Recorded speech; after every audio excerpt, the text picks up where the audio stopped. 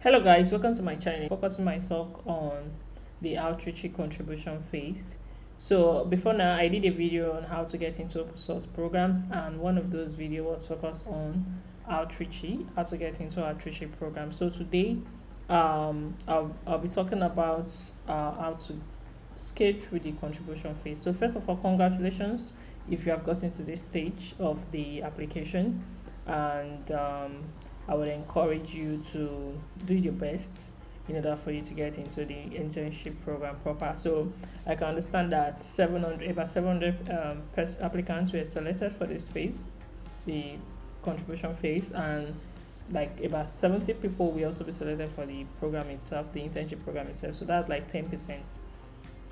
So that means that goes to tell you that it's a very competitive stage that you are in right now, and you have to do your best in order for you to get into the program. So, and to help you do that is one of the reasons I'm doing this video, because I've received a couple of inbox or DMs from persons who got into the contribution phase and are facing some challenges. So I'm going to be tackling some of those challenges, some of those questions that they have asked me.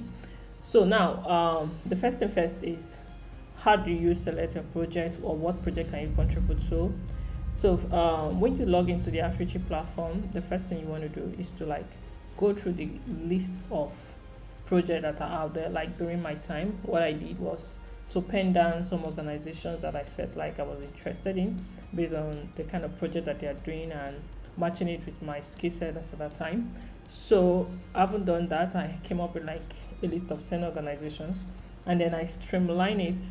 I went over the 10 list again to cut them down to like 2 or 3. So now, at this point, I have to say that it is advisable for you to focus your contributions on 1 or 2 organizations rather than contributing to so many organizations, because that can limit your chances at the end of the day, because you won't have enough relevant contributions in each of those organizations. So your best bet will be to focus on maximum of 2 or 3, but best if you can give all your all to a particular organization.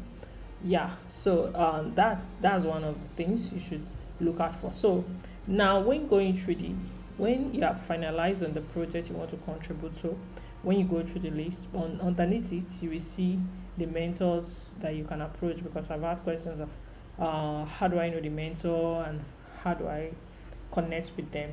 So what you do is, when you go through a particular project, you scroll down, you see the name of the mentor for that particular project, and then you will see their email address and even their GitHub repository. So you can send them a mail starting with an introduction of, I am so and so, I would like to contribute to this project, and things like that. So another thing you can do again is to join the community. So to be able to get that information, you need to click on that particular project that you are interested in. So after clicking on the project, you can now join. You will see valuable links that will help you, that will direct you to the community platform, whichever platform they are using for their communications. Then you can join, and then you can also have access to the GitHub repository. So the GitHub repository is almost like a good place for you to start. So when you click on the GitHub repository, you see different issues and PRs. So doing that, you will get to know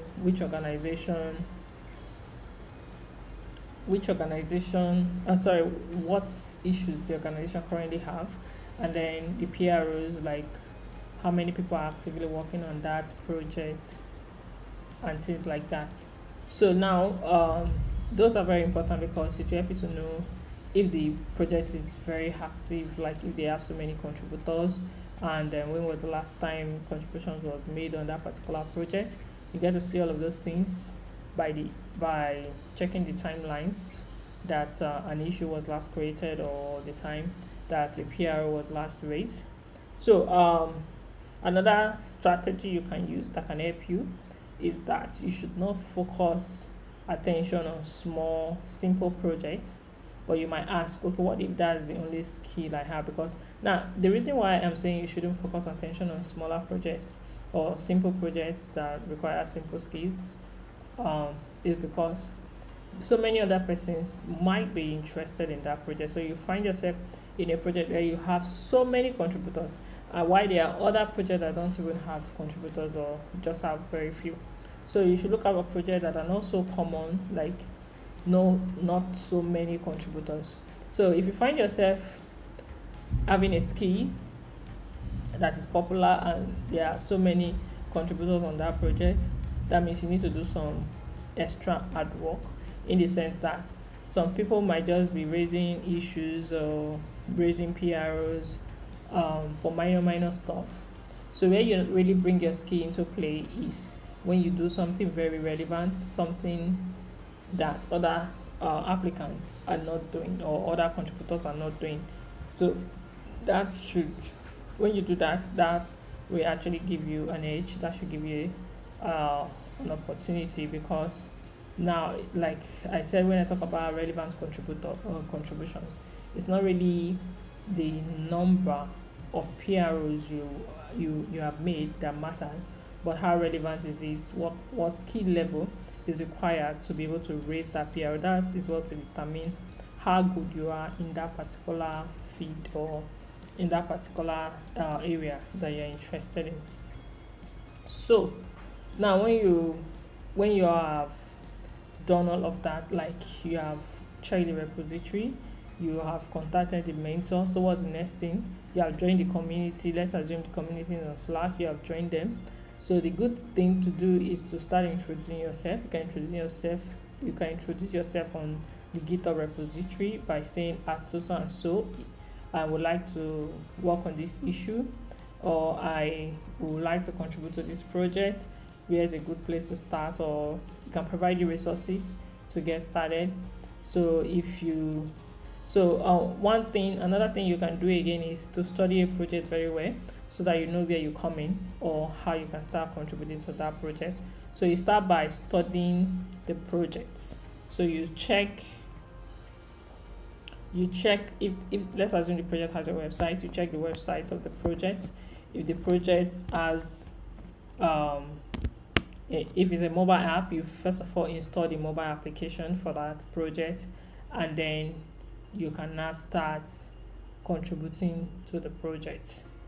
So by then you must have known, okay, these are the likely things. Okay, I feel like this thing is not okay, I would like to work on this stuff or that. So having done that, you can now maybe put or fork the repository, have a copy of it, and then clone it locally to your system, so that you can go through the project setup locally. From there, so you can even start encountering problem that you can start reaching out to the mentors and be like, oh, I'm trying to set up this stuff and I came across this problem, how can I fix it, or things like that. Or haven't gone through the project, both the mobile app or web application, or depending on the kind of project, I figured this thing should be added or this thing should be here. So you can actually start your first contribution by creating an issue. So after creating the issue, so you can decide to comment on that issue, that you would like to work on this particular issue that you have created. So if you are given the go ahead to work on it, you can start working on it. So it's always best when working in an open source environment to always reach out to the person in charge of maintaining the repository, which could be the mentor in this case. So don't just create an issue and start working on it, or don't just pick an existing issue and start working on it without taking permission for it. So you need to do that to be sure that nobody else is working on it, and to be sure that it's something that they actually consider as an issue before you can start working on it. Yeah, so that's one of the issue that some of the new contributors are currently facing. So let's go into some other issues, some other problems. So now the next question is how to record my contributions. So you actually record your contributions by clicking on the project that you have selected and then click on record. So when you click on record, you cannot it will not take you to a page where you can start adding your contribution for that project. So mind you, every project have their own contribution section, like a page where you contribute to the projects that you have or that you are contributing to, where you document the record or document it, so to speak. So what I simply mean is, let's assume you are contributing to Mozilla projects or Firefox project rather, and then for that Firefox project you selected one of the project there and then you clicked on it. So you are going to add a date you started contributing on it, the date it was merged. Let's assume you have raised PR and it was made, you put the date there as well, and the contribution URL, you link to the URL that you have contributed, and the description of the project or the work that was done during the course of your contribution. So that is also very important. So that's one of the confusion that some interns or prospective interns normally face. So how you contribute or how you record your contribution. So at this point, I must say that when recording your contribution, it's not just a one-time thing. If you are contributing to a particular project, as many PROs you raise, as many contributions you have made, it's best to record them, because at the end of the day, those are the things that is going to count for you. So when they check your dashboard, they should be able to see a summary of all the contributions you have made to that particular project. So another question some of you have is, can I contribute to more than one project? So like I said previously, you can actually contribute to more than one project, but it's always best not to make it too many, so that you can have time for those projects that you are contributing to. Because if you do too many, at the end of the day you have scanty contributions which might not take you anywhere. So the lesser project you contribute to, the better for you to be able to give your best into those ones, or the ones that you are contributing to. So like I said, 1 to maximum of 3 should be fine for your contribution. Now, how to know the last time? Okay, yeah, I've explained that. So how do you know the last time a project was worked on? So when you open the GitHub repository, you check the PRO and the issues section, and then you see the last time somebody made a PRO or somebody created an issue, and that's going to like tell you how busy that particular repository is. So how many times do you need to apply to get into the program? So yeah, some persons mention most of the people that they have spoken with told them said they had to apply multiple times for them to get into the program before they got into the program. So but in my own case, it wasn't really like that. I applied once and I got in. So everybody with the way they got into the program. So that means to say you don't need to like apply 5 times, or you don't need to pass through this contribution phase 10 times before you can actually scale through the program successfully. So what you do with this opportunity you have been given to in this contribution phase matters a lot. So I will, like I said at the beginning, I will advise you put in your best into this contribution so that you can get in at the end of this contribution phase. So just before I wrap up, there are a couple of projects on the Outreachy platform with different skill sets that are required: Git, Python, JavaScript, documentation, C programming, Linux, HTML, CSS, Django, C++, Rust, and so many functional programming. Yeah, so all you just need to do is to find your skill, find where you fall into each of those skill sets that are required. And yeah, so quickly, just to clarify things here, when going through the project list, you see experience level, you see 1, 2, 3, 4, 5.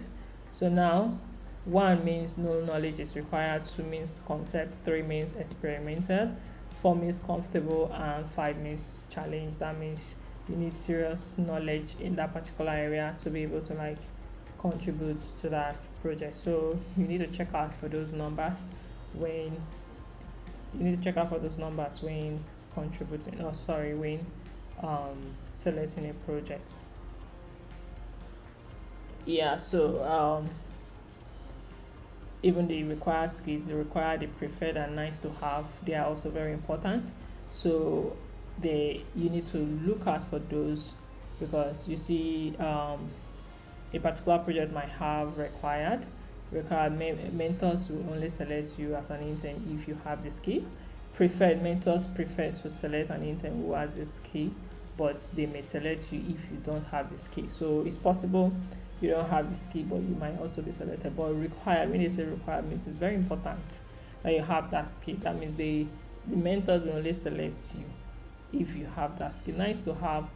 Mentors will select you even if you don't have the skill. So nice to have is just like an add-on. So it's not like it's compulsory for you to have that skill, but it would be great if you have it. It will be an add-on for you. So always look out for the required, especially the required and the preferred when picking a project. So your skill set should be within this required and preferred. Nice to have it just like a bonus.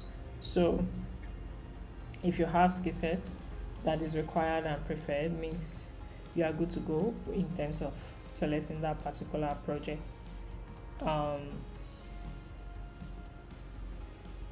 Yeah, so there are some projects you see, like I mentioned earlier, there are some projects like, let's assume Firefox, they will normally indicate how many interns that they need. So if they need say they need 5 interns, some projects need 5 interns, and that's because some will even need more. That's because they have a lot of projects that they need interns to work on. So for instance, Firefox needs 5 interns. That's because they have 5 different projects there. So that means to say each of their projects, they are only going to select 1 intern at the end of the day. But there are some projects that probably need maybe 3 interns, and they only have 1 project. So that means it's possible that the project is a very big project, and that's why they need up to 3 interns for that single project. So always check out for those when searching for a project. Check out for the numbers that is needed for a particular project, not just the organization generally. And if it's not indicated in the project, check out what the organization needs generally and how many projects the organizations have on the Outreachy platform. So yeah, that's basically it from my end. If you have any other question, please feel free to drop it on the comment section. I'll be very happy to help you out or answer those questions for you. So I wish you guys all the best during this phase, and congratulations in advance. All the best. Please do it to share this video to somebody or anybody you know that this video will be beneficial to, and I will see you in my next video. Please also don't forget to subscribe. Thank you very much. Your subscription and your like and your share will mean a lot to me. Thank you very much.